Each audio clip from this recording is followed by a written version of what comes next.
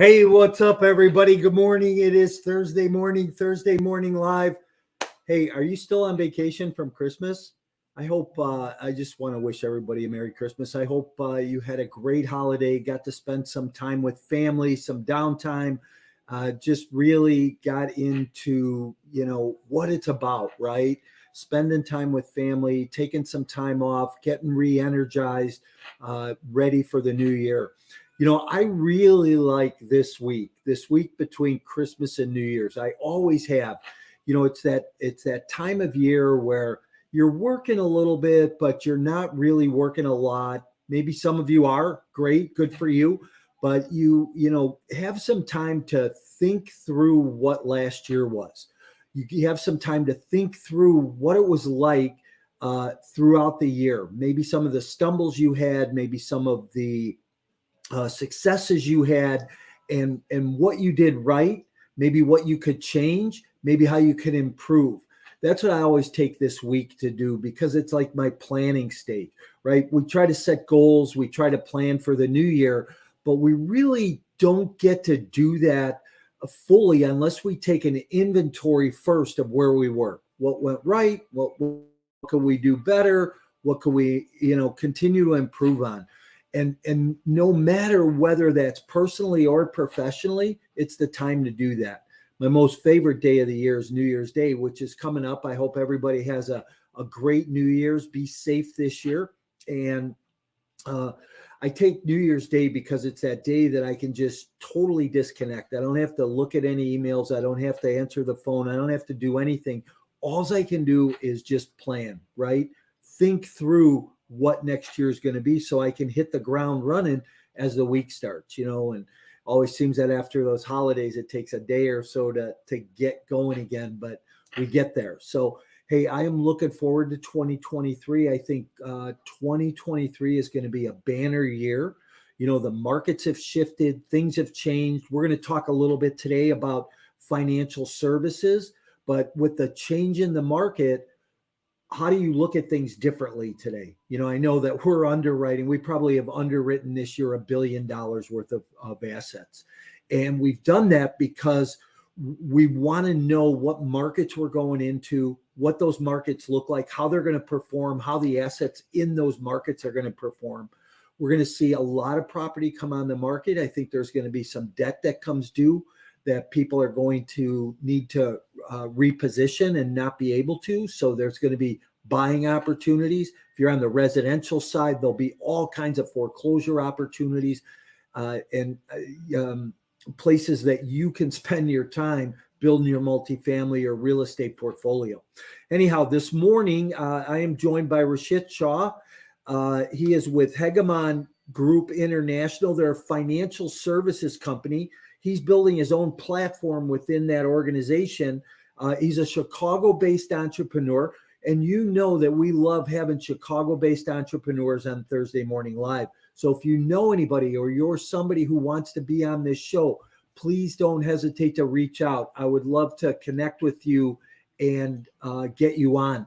We love to talk about business. We love to talk about being an entrepreneur, whether you're a business owner, a restaurant owner, whatever it is. Throw your hat in the ring. I'd love to have you on. We'll talk about your business a little bit and give you some exposure. Let me bring Rishit in right now, though. Rishit, good morning.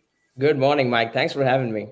Oh, thanks for being here, man. I know that we planned this a while ago and had a lot of things along the way that kind of kept us from getting together. But hey, Merry Christmas. How was your Christmas? Christmas was phenomenal. We had a few friends over. It was a nice celebration, board games and some wine and good food. There's the usual stuff. Nice. What's your favorite board game? Favorite board game? It's a new one. It's called Sequence. So it's a card game where you form a sequence of cards on it. So you have to strategize and think to make sure that you form your sequences before other people. It's a pretty interesting game if you haven't checked it out, just to refresh your mind, especially since you were talking about the New Year's Day. I think that would be just to get the ball rolling after the New Year's party. Yeah. My girlfriend had a game the other day that we were playing, and it's a card game. And she got it from her grandmother. It's got to be back from the 50s and 60s. A game I had never played before. but it was all numbers, and you had to stack the numbers and get 15 different sets, and it was interesting. It was a game I had never played before, but I love board games too. My favorite card game is cribbage. Have you ever played cribbage? Not really. We'll have to get together sometime. We'll play both those games, your new one and cribbage, and we'll have fun. So, hey, Definitely. I'm glad you're here this morning. Listen, one when I always start these shows, one question I always ask, and I'm starting to work on a book, and we're going to start to roll this out. But one question I always ask is, in one word, what best describes you personally and professionally? I would say curious. Curious. Okay, good. What are you curious about today? Today, just being on the podcast, I'm curious about the questions you're going to ask me. In general, if you ask me, it's about the possibilities in life and what can we do, where can we be, is what drives me. Are you curious going into the new year here? Yeah, really. I'm really because it's an interesting time. This is one of the first times when I'm in the workforce and we are seeing these shifting markets, shifting times where the interest rates are going up. We are also partly doing real estate as well. So these are very, very interesting times to be in. And I'm definitely curious to see how the market plays out because it's going to set the ground for us to understand recessions and all these different situations and how to position ourselves in for several years to come. So it's definitely, I'm very curious to go into the next year. Yeah, interesting. You know, you said something kind of interesting here, and that's that you really I think you kind of alluded to the fact you haven't seen a market like this before. And what's interesting is I have seen like three different cycles like this, and been in the real estate space and watched these cycles. And what's really neat is that you can make money in these cycles. I always tell people, I say, hey, when the market's up, when the market's down, you can always make money. It's all about your mindset, right? I So love it. I how love you it. look at things. I heard a long time ago, there's two times you can plant a tree, today or 20 years ago.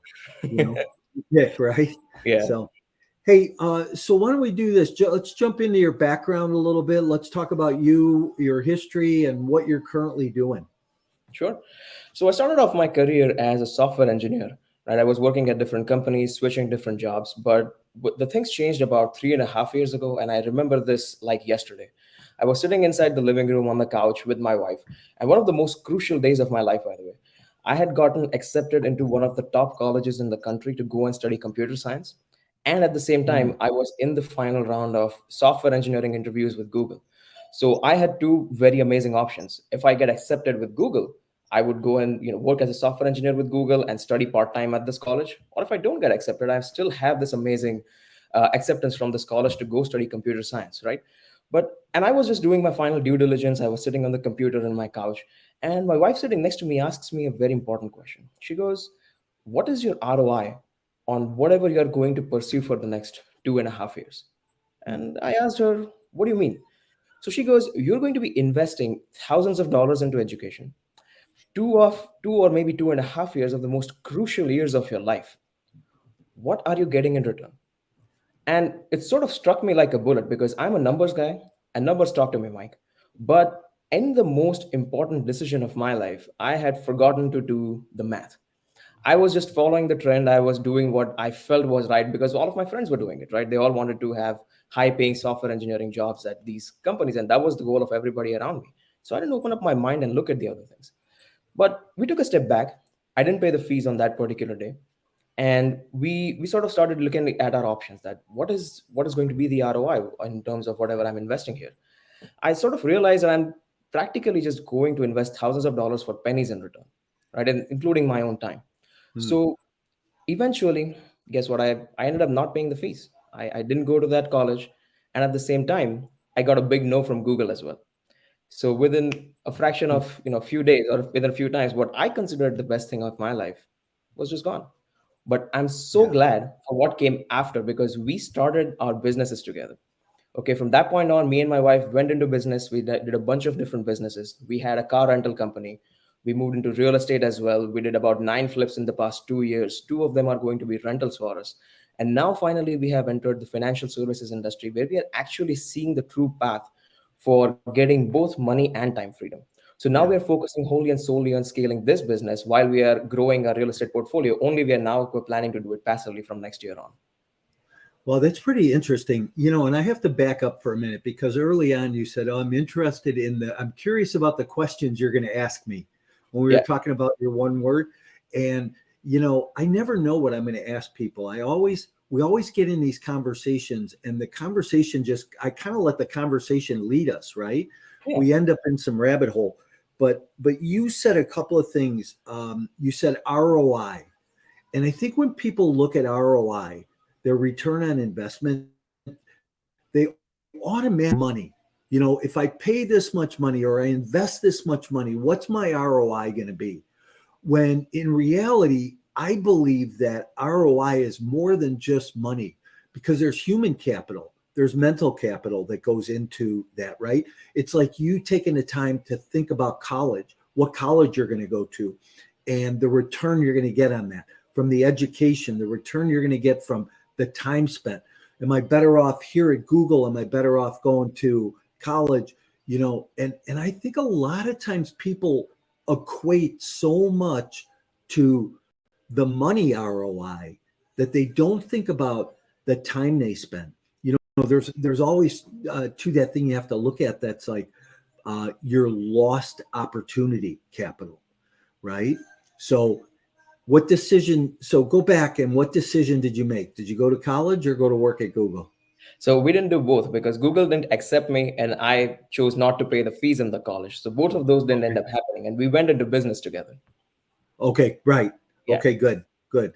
So what was the first business you guys started? So the first ever business was real estate. But our plan was to just buy rentals and hold them as rentals. And then eventually, as we educated ourselves more about it, we did a few bird deals. We started flipping properties and all those things. So that was the first business. And on the side, we did car rentals, which didn't quite give us the returns that we were expecting in terms of, especially the time investment and the amount of effort it would take to grow. So we put that on the shelf and then moved on to Did financial you say car services. rentals? Mhm. Did you say car rentals? Yes. Yeah. Like a Turo business or Pure business, yes. yeah. And that didn't go well or It was going well. It was just too much work for too little money. So we didn't want to scale that. We wanted something that can truly scale and that can take us where we want to go. We didn't want something that was because if we wanted to stay small, even the software engineering job and working and all that stuff is not bad as well. yeah, interesting. Interesting. So how many businesses now have you had along the way? So right now we just have two. It's the financial services and real estate. Would you consider yourself a serial entrepreneur? If you like to call me that, I won't deny it.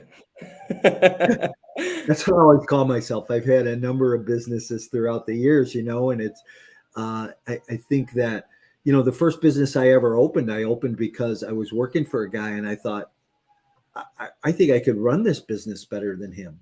And I've always been self-employed. That was back in my 20s. I've always been self-employed. I consider myself unemployable today, as a true entrepreneur. But let's talk about being an entrepreneur today. What does that mean to you?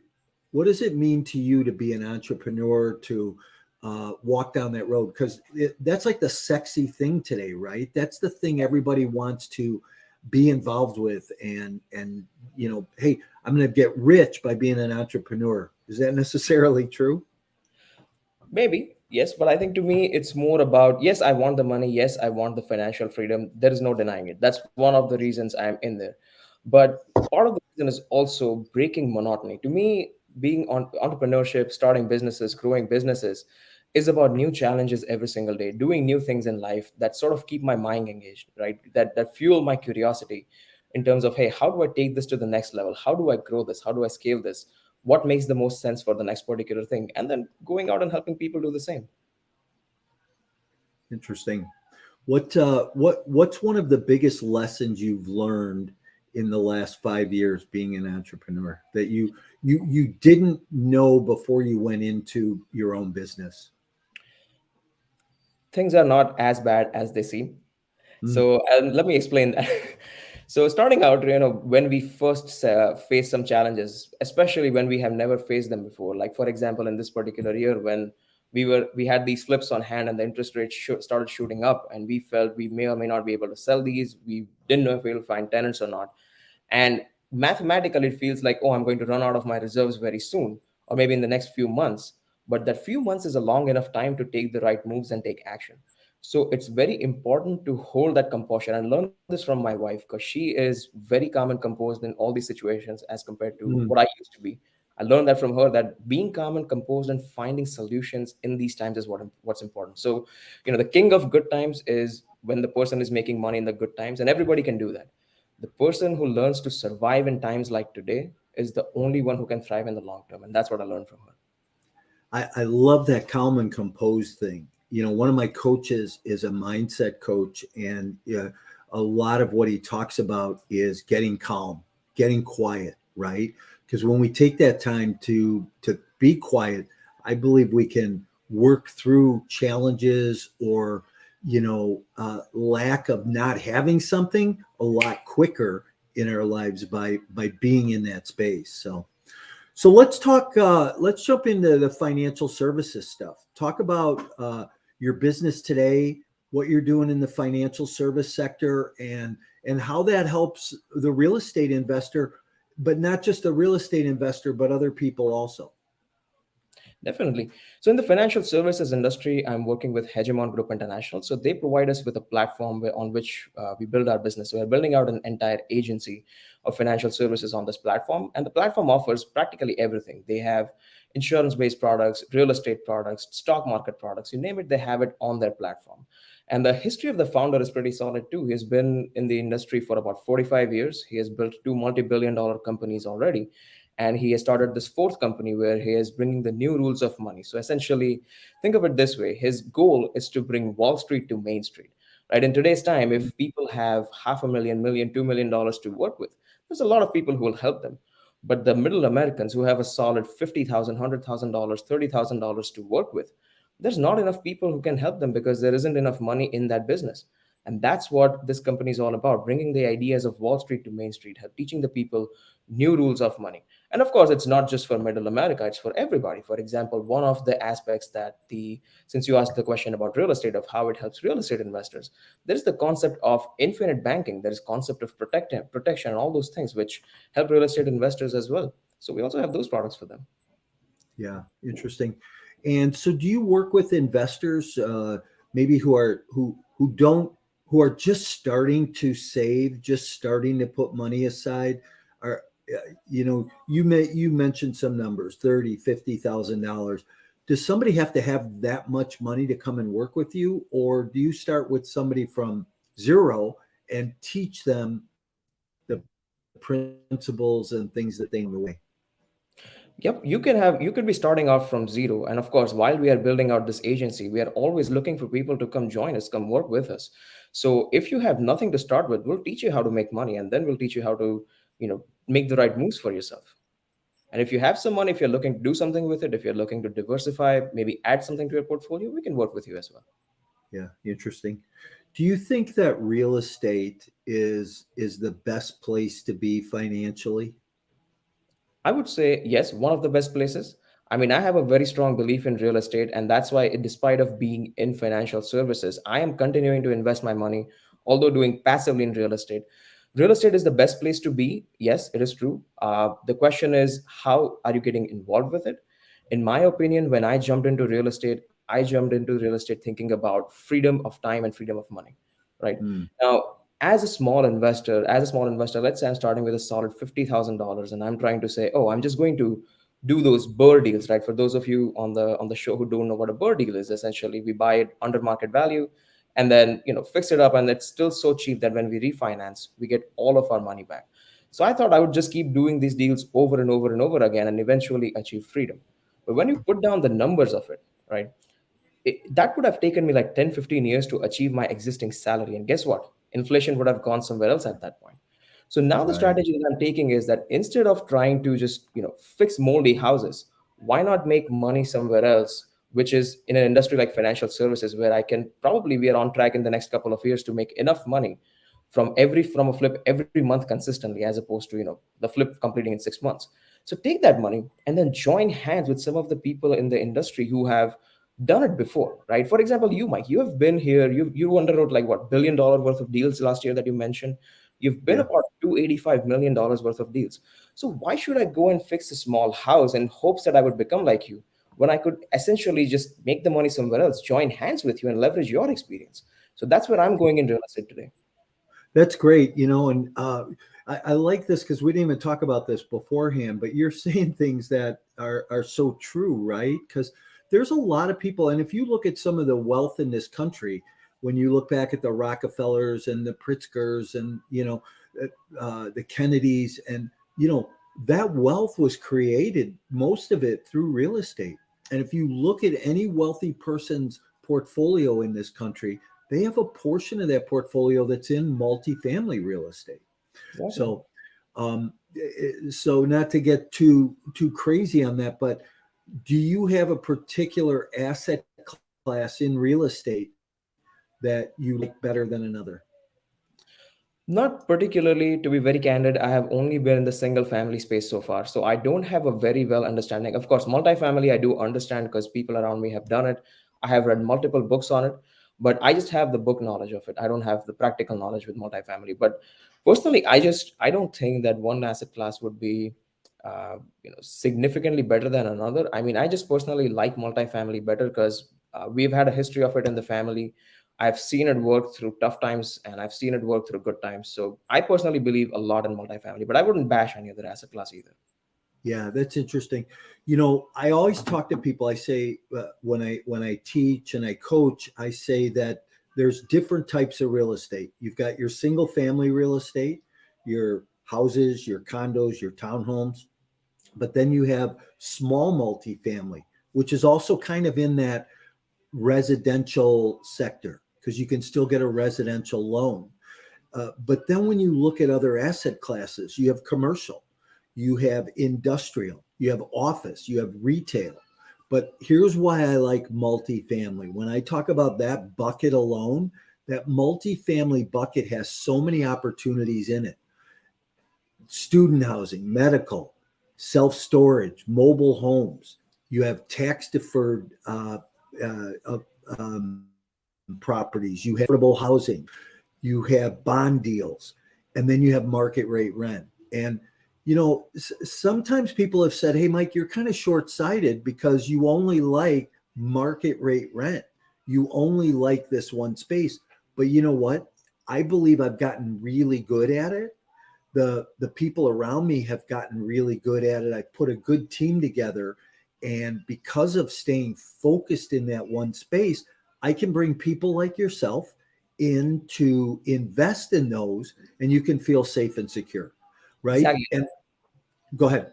Now, I was saying I'll share an interesting story that multifamily is not just here, but even back in India when 2008 hit, my father had some commercial real estate. He had a business, he had multifamily. What got us through that recession was multifamily. So it's not Yeah. just, it works everywhere. It's a very solid asset class, is what I was trying to get at. Yeah, we call it the economies of scale, right? So, and where can you go when inflation is like it is today at 8%, maybe 9%, might even be pushing a little higher next year. But when inflation is where it's at, where can you go and offset that? Because I always tell people, I say, listen, if you have money sitting in a CD at 4.5% today, you're still losing 4% if inflation's at 8. So your money's really dead. It's not healthy money. And how do you keep your money healthy? Well, if you're in a multifamily asset that's paying somewhere between 13 and 15% IRR and giving you a 6 to 7% cash return along the way, that's keeping your money healthy. And we all know that dead money doesn't solve any problems for anybody, right? Yep. So, Rishit, what are you doing for New Year's? New Year's, it's again a bunch of friends are coming over. We don't go out and party anymore like we used to. One time, I ended up on the Chicago. So in the Chicago city, there was a party somewhere, and it was on a bridge, and I ended up on that bridge, and everybody was jumping at the same time on the beats. and the bridge was resonating like a rubber band, and that freaked me out. So plus it's too many people, so we just celebrate at home, have fun, just good time with friends. Yeah, what do they call New Year's Eve? Amateur night.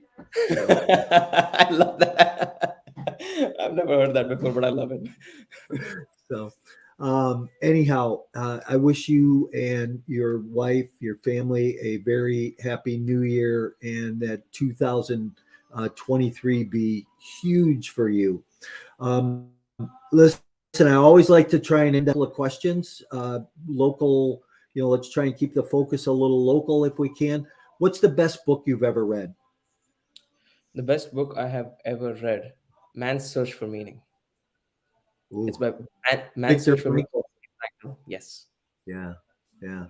So if anybody doesn't know about that book, Victor Frankl wrote that from a prison camp, and he was a prisoner of war for years, and how he got through it. So we all have those life experiences and those lessons that we learn, and it's what we do with those lessons and how we help other people. And Frankl does a great job of that. That's a great book. Um, how about favorite restaurant in Chicago? Beatnik on the River has to be that. Oh, okay. I've never eaten there. I always see it though Mike, on you should. Wacker Drive. On Wacker Drive, Beatnik on the, and make sure you go during the summertime, sit by the river, because in the Okay. summertime they serve these nice cocktails inside young coconuts. So like inside the coconut, they will have make a cocktail, and they will serve it. And I'll share a fun story about it too. So the right way to eat or enjoy the coconut, right, especially a young coconut, is once you're done drinking whatever's inside of it, it has a nice little pulp in there that you scrape out and you eat it, right? Because it has absorbed all the flavors from whatever drink you made in it. So we were sitting at the restaurant table, right, by the river, enjoying the view, and we finish our drinks, me and my wife, and we start scraping that little pulp out of the coconut. So a bunch of people who were beside us, who were around our table, they started looking at us. Some people were curious, some were laughing. They're like, "What are these kids up to? Like, why are they scraping the coconut? They're done with the drink, right?" So we took out the pulp outside of it and started enjoying it. And when they saw us enjoying that pulp, they were like, "Oh, wait a minute, this is how you do it." So in the end, when we left the restaurant, whoever had ordered that drink, almost half of the restaurant was also scraping the coconut. So it was a very interesting lesson for me in terms of that when we start doing something new, that especially when people don't understand, they might probably just laugh at us, and it's not out of bad will or bad intention. It's just they don't understand, or they think it's kind of funny. So they might laugh at us, but eventually, if you're doing something that's valuable, that's enjoyable, they might end up joining you. Yeah, that's it's funny how things like that catch on. People Yeah, around you see things going on, and they exactly. start to do them. They experience them, and they go, "Wow, that was a great idea." And you Yeah, don't even have to tell somebody, right? So, exactly. Sure. tourist attraction in Chicago. Tourist attraction. That's a difficult one, Mike. I'm in love with this city. Mm. If I were to pick one, I would say the Riverwalk. The Riverwalk. Yeah. In the summertime, there's nothing like the Riverwalk. Nothing like the It's Riverwalk. I mean, it's one of the most yeah, enjoyable things. Every single time I want to clear my mind, I take a couple of drinks on the Riverwalk. There's decent restaurants there. Get a couple of drinks, sit down, relax, and just enjoy the view. yeah. It's the city has done a beautiful thing with that. Yeah. So if you ever come to Chicago, come on the Riverwalk. It's great in the evening. Good restaurants, a lot of boats, a lot of music, a lot of things to take a look at and participate in. So, hey, had a couple people this morning chime in. Hey, Cheryl, good morning from New York. Good to see you. And she loves coconuts too. So, So, um, Sharon, you know where to come now. yeah, for sure. Hey, Rishit, how do people get a hold of you? You can get a hold of me with the email that's flashing on the screen. You can also use my phone number, 224 Just give me a Okay, call. give them that one more time, that phone number one more time. Sure, 224-619-9344. Nice job. Well, Merry Christmas, Happy New Year to you and your family. I'm going to move you out, say goodbye, and just hang with me in the back room for a minute, okay? All right. Thank you so much, Mike. All right, thanks. Hey, everybody, that was a great show this morning. A lot of made me think about a lot of different aspects of money, a lot of aspects of retirement turn out. It's just about financial wealth, is it? It's about human capital. It's about your mental state. It's about your emotional state. The new year's coming up, and we all tend to set goals. Maybe you don't. Maybe you just try to have the next best day or a better day than you had yesterday. But I think most people set goals, write those goals down for yourself. How do you push yourself forward? I always say that none of us grow professionally unless we're growing personally. And I think it's so important. So, what are you doing next year? How much are you going to put in your own education? What books are you going to read? What podcasts are you going to listen to? What seminars or trainings will you go to? Coaching will you take advantage of? What are you going to do to grow yourself? I over the years, coaching for me has helped me immensely. It's helped me grow my business 20% a year. And I know that, just like Rishit talked about, sitting in the restaurant, he was coaching people about how to eat the inside of a coconut without even coaching them, right? That's that mentorship. That's how we learn. So I want to wish you a happy new year. May your 2023 be awesome and kicked off right. Be safe on New Year's Eve. If I can do anything for you from answer questions, help you along, give you an idea, give you a thought, don't hesitate to reach out to me. But we'll be here next Thursday morning in the new year. We'll be here Saturday morning for Multifamily Unplugged. Have a wonderful week, everybody. Have a great weekend.